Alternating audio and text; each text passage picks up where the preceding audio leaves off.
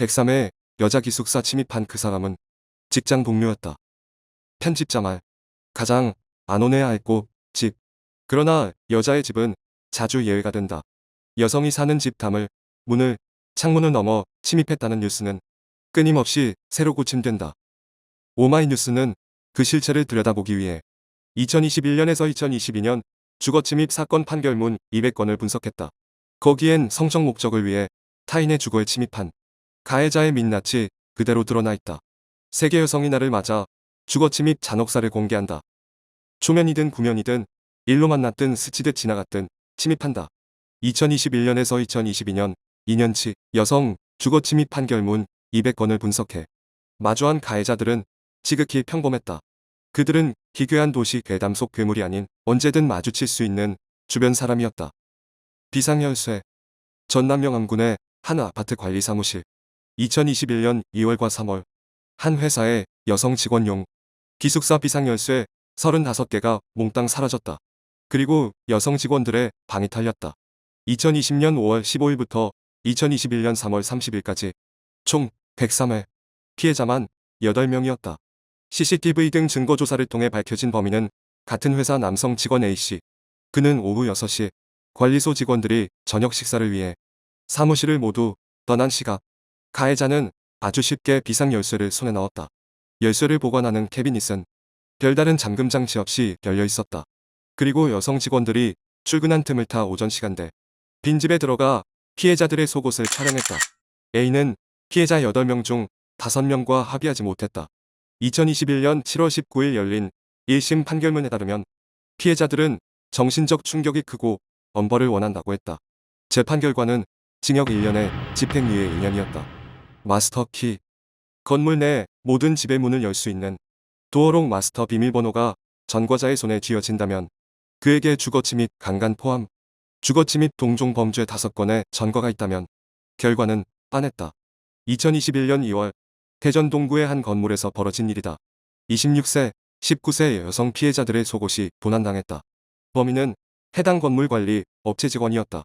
2020년 11월 취업한 후 3개월 만에 벌인 일이었다. 첫 범행 땐 요가 매트에 자신의 발자국이 찍혀 있을 것을 우려해 2번 침입했다. 세탁기 위에 놓인 피해자의 속옷을 자신의 차에 가져다 두고 다시 피해자의 집에 들어가 발자국을 지웠다. 두 번째 범행은 피해자와 함께 있을 때 벌어졌다. 의뢰받은 주망 선반 설치 작업을 하던 중 속옷을 훔쳤다. 판결문에 그의 전력이 나열됐다. 절도죄, 주거침입죄, 야간 주거침입 절도죄, 상습 주거침입죄, 주거침입 강간죄. 가해자는 실형 포함 5회 처벌 전력이 있었다. 재판부는 굳이 건물관리업체에 취업한 것은 범행 중단을 위한 피고인의 의지를 의심할 수밖에 없다고 했다. 가해자에게 징역 1년 6개월형이 선고됐다.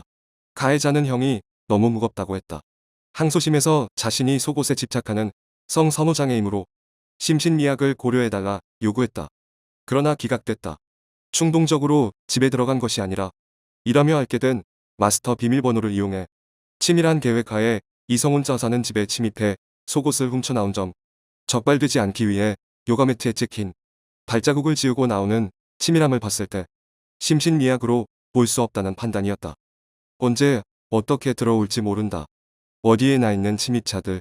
아주 잠시 무방비로 집이 열리는 평범한 순간도 성적 목적 주거침입 범죄의 주요한 미끼가 됐다. 2021년 10월 오전 9시 10분경 충남 보령시의 한 아파트에선 열리지 않는 문을 억지로 쾅쾅 잡아 당기는 소리가 복도에 울려댔다. 문고리를 잡은 침입자의 정체는 2달 전 피해자의 집 장판과 도배 공사를 한 작업자였다. 공사 중 여성이 혼자 사는 집이라는 사실을 인지한 가해자는 도배 전 받아둔 비밀번호로 침입을 시도했다. 출근 이후 시간대라 빈집일 것이라 예상했기 때문일까. 집에 있던 피해자와 눈을 마주친 순간 가해자는 그대로 문을 닫았다. 뒤돌아가는 듯 하더니 다시 피해자 집의 비밀번호를 누르고 재침입을 시도했다. 다행히 피해자가 가해자와 눈이 마주친 직후 안전걸쇠를 걸어뒀기에 문은 완전히 열리지 않았다. 가해자는 열리지 않는 문을 붙들고 침입을 포기하지 않았다.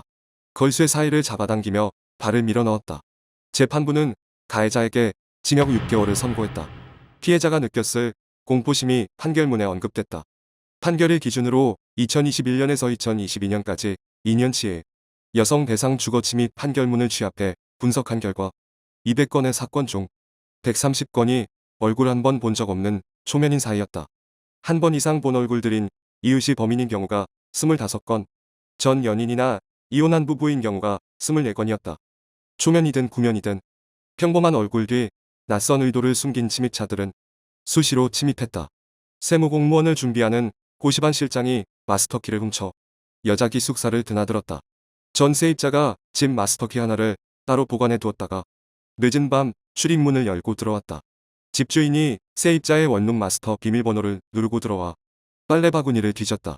청소업체 직원이 도어록 비밀번호를 눌러댔다.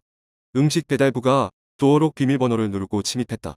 피해자가 주문한 소파를 배송한 기사가 베란다에 놓인 피해자 속옷을 훔쳤다. 허민숙 국회입법조사처 조사관은 사람들은 일반적으로 마주치면 이상한 낌새를 느끼기 때문에 바로 성범죄자인 줄 알 거다라는 생각하는데 이건 신화에 가깝다면서 가해자는 평범한 어쩌면 선한 얼굴로 자신을 포장하고 있을지 모른다라고 진단했다. 그러나 타인의 집 문을 열었다는 행위는 큰 범죄를 저지르겠다는 포문을 연 것이라고 지적했다. 문을 연 것은 누군가 나오길 기다리는 것보다 훨씬 적극적인 행동입니다. 범죄 의도를 명확히 갖고 있음을 침입의 행위로 온몸으로 보여주고 있는 것입니다. 이게 가벼운 범죄일까요? 지난 2월 23일 헌법재판소는 주거침입 강제추행죄를 징역 7년 이상으로 처벌하게 한 성폭력처벌법 조항이 위헌이라고 결정했다. 재판부는 이 조항은 법정형의 하한을 징역 7년으로 정해 주거침입의 기회에 행해진 강제추행과 준강제추행은 정상을 참작해 감경하더라도 집행유예를 선고할 수 없도록 했다며 경미한 강제추행과 준강제추행까지 엄하게 처벌하는 것은 책임주의에 반한다고 판단했다. 타인의 주거에 침입했을 뿐 아니라 강제추행까지 저질렀다. 평범한 얼굴을 한 침입자에게 집을 침범당하는 여성들에게 추행은 과연 경미할까? 경미한 추행을 이유로 가해자들이 집행유예로 풀려나는 상황에서 여자의 집은 반원할 수 있을까?